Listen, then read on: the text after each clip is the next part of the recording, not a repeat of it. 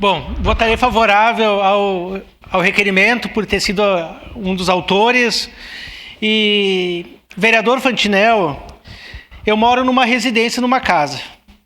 Mas eu prefiro morar em apartamento e estar aliado aos livros e à ciência do que estar aliado a grupo de WhatsApp, como o senhor faz, e disseminar fake news.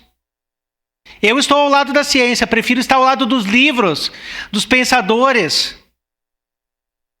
E planejar uma cidade, e é isso que a gente tem que fazer aqui, enquanto vereador, legislador, é planejar, olhar a cidade, o interior, olhar as pessoas. Não ficar só olhando o celular e disseminar fake news, que é o que o senhor fala e faz aqui dentro.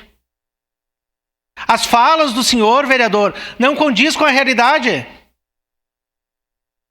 Eu até olhei o professor que o senhor seguiu.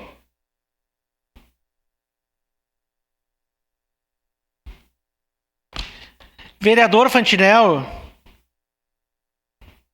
eu admiro o senhor pela coragem que o senhor tem de ocupar um espaço importante e sagrado, que são os microfones da segunda maior cidade do estado do Rio Grande do Sul. O Brasil está voltado para a nossa cidade, para as nossas ações. O mundo está desembarcando aqui em Caxias do Sul com doações.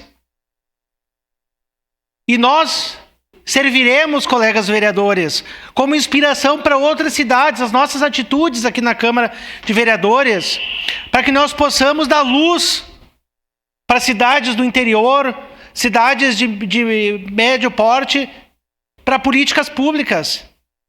E por isso a importância de a gente discutir temas relevantes. E que a ciência, que técnicos, que servidores, que tenham a expertise, que tenham a ciência como norte, sejam ouvidos.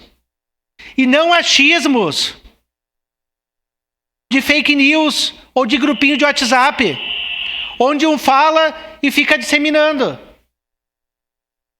Eu conheço uma pessoa, para concluir, presidente, que morreram mais de 70 enxames de abelhas. E aí, esse senhor aí que morreu as abelhas, ele é contrário ao Lula.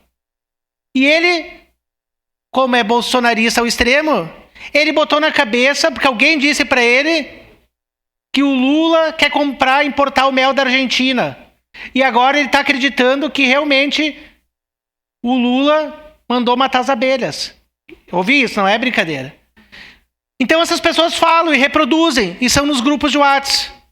Então, viva a ciência e contra a fake news.